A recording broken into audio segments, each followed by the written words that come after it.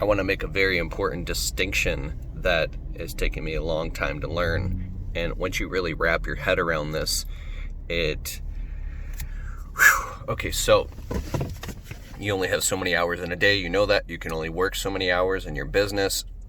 And the cool thing about being your own boss is you can make way more money than a job, because if you want, you can go out and work 100 hours a week.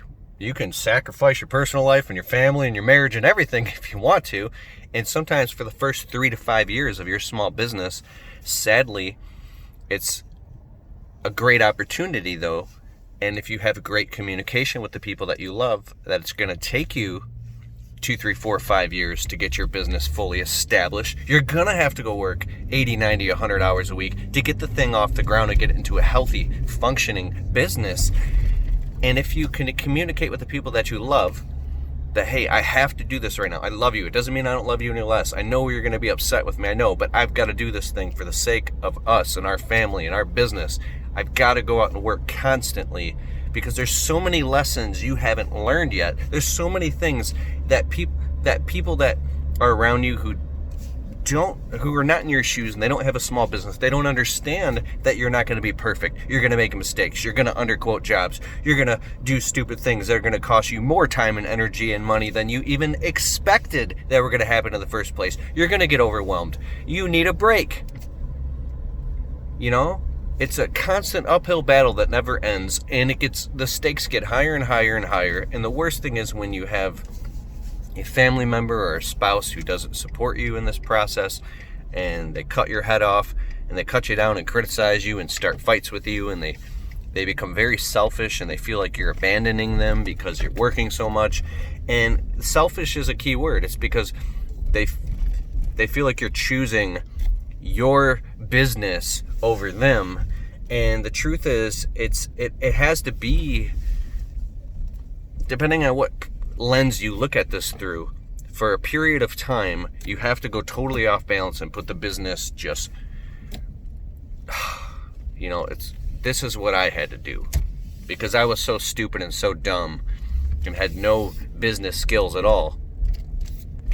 Now, people are going to tell you that you need to put your family first. You need to put God first, then your family first, then your this first, and then that first, and then this first, then your business. That's true. That's absolutely true. Because if you don't put those things in order first, it's all going to come crashing down like a house of cards. Everything's going to fall apart, and your life isn't going to work long term, right? But you're going to have people ganging up against you and cutting you down and telling you that you're a bad person, and you're going to feel like you're ripped apart. You can end up going crazy. You can end up in depression. You could end up just crying in the middle of a job site, or punching your steering wheel, or I remember the first few years of my business, I would get in these knockdown, drag-out fights with my wife that would last for days on end, where I ended up grabbing my shit and leaving, and I'm driving around in my truck. I got nowhere to go. And she's like, you're an asshole. I'm going to divorce you and go back to my mom's house. And I got so sick of trying to please her and trying to explain to her that she's like, why are you trying to do all these things? Oh my God, nothing you're fucking doing is working. She wasn't even aware that she was not supporting me. She was so sick and tired of me being so obsessed with trying to make this business work that she felt like I was abandoning her. Today, our life is comfortable. Today, we have all the bills paid. There's money in the bank. There's food in the fridge. We drive brand new vehicles. And, and our life is in a lot more healthier place, but it took a good 5 solid years of trial and error and suffering just to get stable, right? And I really think that if you can stay by the side of the person that you love and through those really hard times, then there's a light at the end of the tunnel. The outcome of it is sweet for you.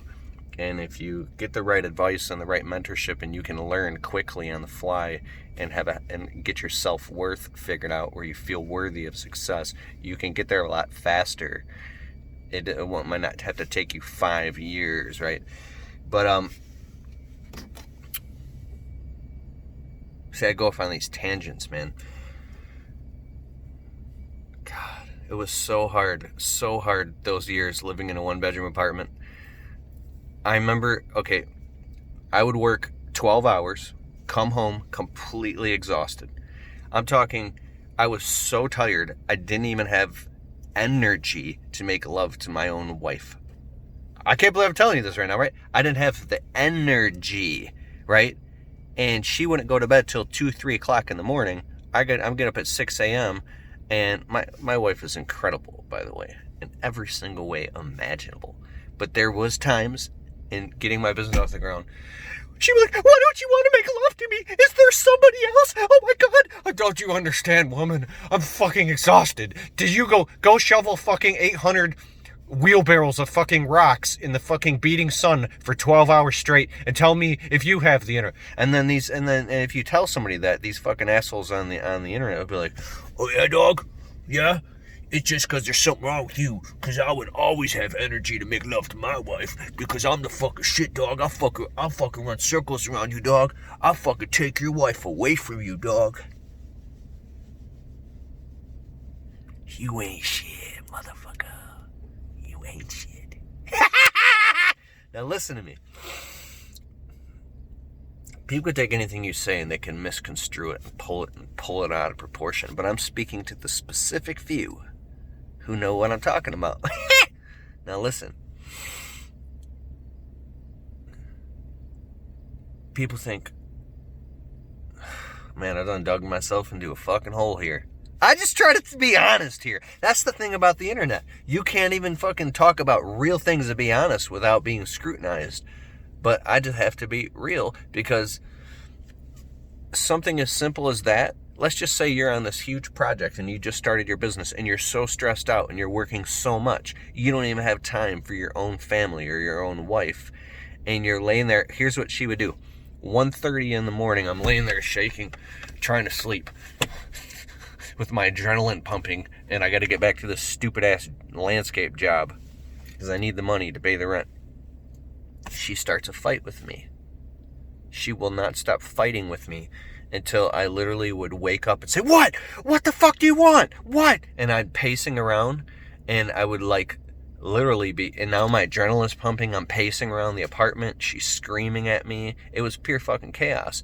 I would try to leave, she wouldn't let me leave, and she would block the door. She's like, where are you going? What are you doing? Oh my God. It was constant fucking chaos. I didn't sleep for 4 years. That's why I'm 37 and I look like I'm fucking 80. And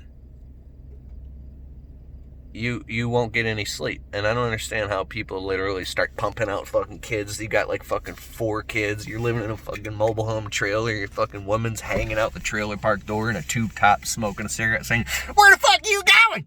Huh? I got all these kids to take care of and you ain't doing shit. You ain't doing nothing. You're like, fucking woman, I'm going to work to fucking landscape 12 hours. 12 fucking hours. Try being in the fucking house taking care of these kids. That's terrifying to me. I want my woman to be like totally calm and relaxed while the maid's cleaning the house and like the lawn guy's outside cutting the lawn and then the pool guy's outside cleaning the pool, and I just got home at noon closing like a $30,000 deal, and I'm all dressed all nice. We've got the best home insurance, life insurance, health insurance, fire insurance, stocks, bonds, 401ks, Roth IRAs all maxed out. We got real estate investment properties. There's like $800,000 a month just flowing. Everything is completely automated in the business, and I'm just relaxed while my kids are so happy. They're like, I love you, Dad. You're the best dad in the world. You just took us to Disney World. Because my dad didn't fucking take me to Disney World when I was a kid. I'm fucking 37 and I'm still mad at my dad because when I was like 10, he promised he was going to take me to Disney World. Yet, it was just like a fucking good idea, but he didn't do it. Because we didn't have any fucking money. We were poor. We were fucking poor. So I grew up being lied to. And I fucking had a stick in the dirt, and I played with the fucking dirt and the stick. I think the best thing I ever got was Super Nintendo with Mortal Kombat 2 when I was like 12. That was like, I was balling, dude. We had food stamps, and what I would eat is oh shit, I gotta be to this fucking quote.